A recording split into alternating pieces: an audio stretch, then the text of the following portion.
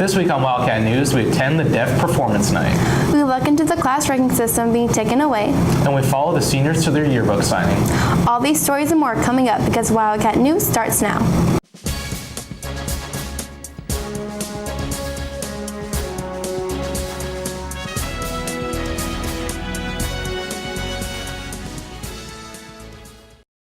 Good morning, West Johnston. I'm Caroline Carlson. And I'm Mason Butcher.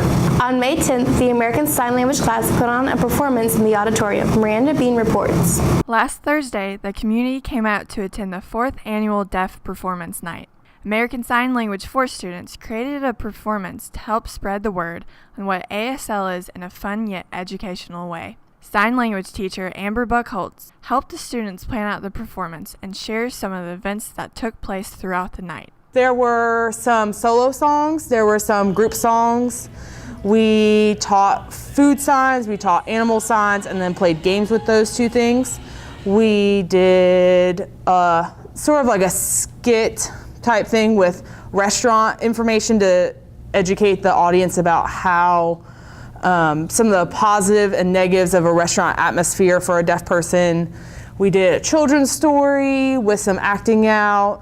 Well, I love seeing parents get on stage. We don't usually have parents that volunteer, and this year we had parents that volunteered to participate in get some games. And of course, Mrs. Schwartz participated also, and that was hilarious and awesome of her to be willing to participate and to come. Buckholtz was proud of the students after the performance and shares how this event was different from others at West.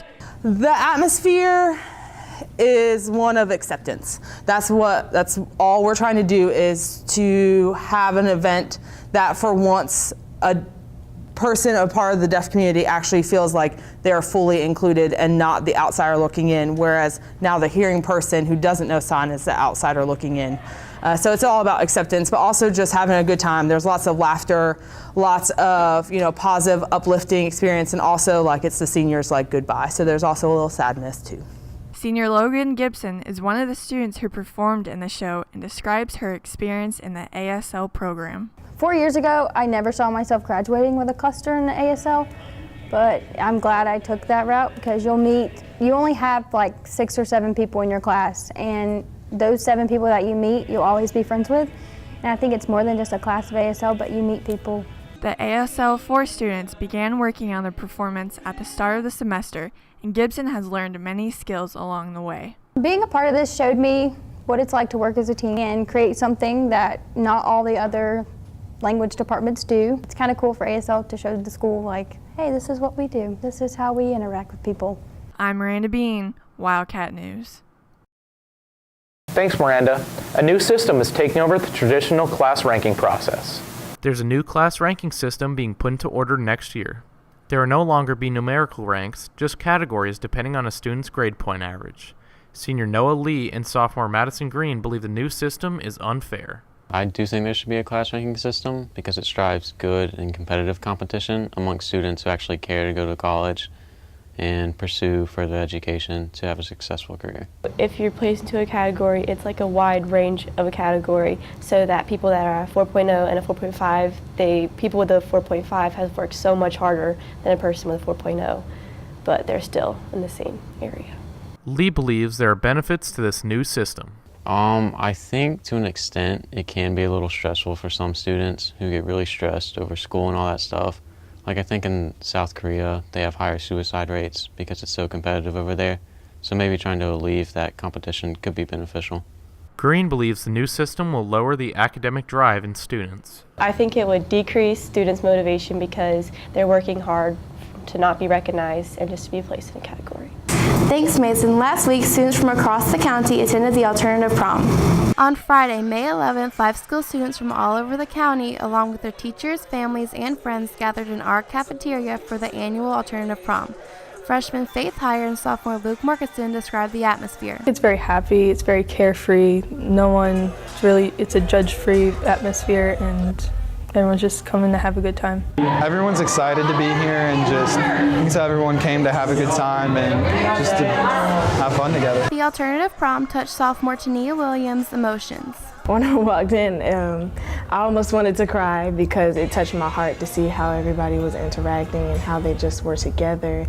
And it was was just a beautiful thing. Hire explains her reasoning for participating in the event. I came tonight just not for myself but because the kids are always so loving and caring, and they have huge hearts and just they accept everybody. The students had no trouble putting a smile on freshman Madeline Betts' face. 2 of them actually came up to me and they've been following me around all night, holding my hand and asking me to dance with them. So I feel like that's a really special thing to them, and so I'm just trying to make them feel like this is the real deal for them. Hire expresses how judge-free the prom was and believes that's the way it should always be. They're all the same and everyone's equal, and there's no difference between anybody. The alternative prom left a lasting impact on Williams. Prom makes me feel really good. When I see the special needs kids walking down the hall, I always speak and I always feel like they really make me smile. And the alternative prom, it just being here in this atmosphere just makes me feel so good. Thanks, Caroline. Now let's head over to Grayson Betts with the rundown. I'm Grayson Betts and welcome to the Rundown. Here's our last week's scores. Last Tuesday, varsity softball lost 4-1 against D.H. Conley, and Wednesday, varsity soccer lost 2-1 against Swansboro. That's all for the 2017 to 2018 athletics. Tune in next week to watch the top 10 plays of the year. I'm Grayson Betts, and that's your week's Rundown. Thanks, Grayson. A new trend is taking over social media. Miranda Bean reports. According to dictionary.com, a meme is a cultural item in the form of an image, video, or phrase that is spread on the internet and often created in a humorous way. Sophomore Spencer Campbell explains one reason why he thinks memes are so popular. Everyone can relate to them, and we kind of use them to get away from stuff like school and work, and just have a laugh. People always can relate to them.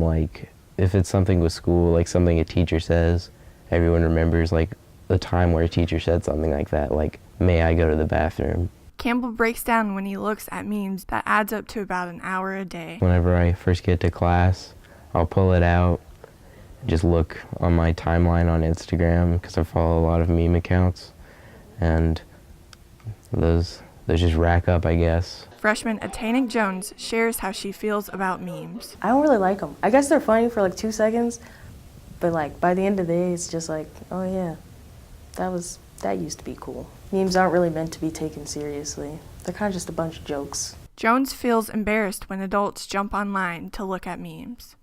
My mom, my grandma, there's nothing worse than hearing them say, "Did you see this cool meme I saw online?" No. The water dose meme, that's over. It's done. Stop. But it's still on Facebook. And so they just think it's this new trend that everybody's doing. They just think it's so cool. Trying to be hip with the kids. I'm Miranda Bean, Wildcat News. Thanks, Miranda. Last Friday, the senior class participated in the final yearbook signing. Hannah Creech followed them there. Last Friday, the seniors gathered in the auditorium to sign each other's yearbooks. Senior Lauren Augustine is co-editor-in-chief of the yearbook staff and is happy with how it turned out. The theme is journey, and we wanted to capture everyone's journey throughout the year. So for me and Michaela, it's our journey through yearbook. We've spent a lot of time and effort into putting our journey and hopefully capturing everyone else's journey. Senior Jessica Cashwell believes that it is important to have a signing party. I think it's kind of our last moment together. We've all known each other at least for 4 years, and this is a last big thing to have together until graduation. Cashwell explains why she signs other classmates' yearbooks. I think it's important to lift each other up and congratulate people on their accomplishments and stuff. And so signing yearbooks and letting people know that they did an awesome job and they were an awesome friend to carry with them, in later years when they find their yearbook, 10 years down the road, I think it might help them lift them up a little bit. Both Augustine and Cashwell found this yearbook signing to be emotional. It's really sentimental because I feel like these 4 years of high school have built up, and now we're finally saying our goodbyes. And I wasn't emotionally prepared to say goodbye to all my friends. It still seems unreal that I'm leaving in a few months. I mean, it makes me happy, obviously, but this whole thing is kind of sinking in that we only have 28 days left until graduation. But it's nice that some of our accomplishments and some of our stuff that we put so much work into was captured and was recognized. I'm Hannah Creech, Wildcat News. Thanks, Hannah.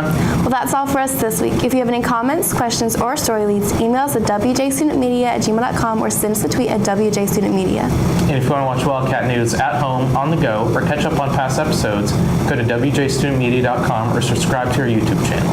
I'm Mason Butcher. And I'm Caroline Carlson. Thanks for watching and have a great week.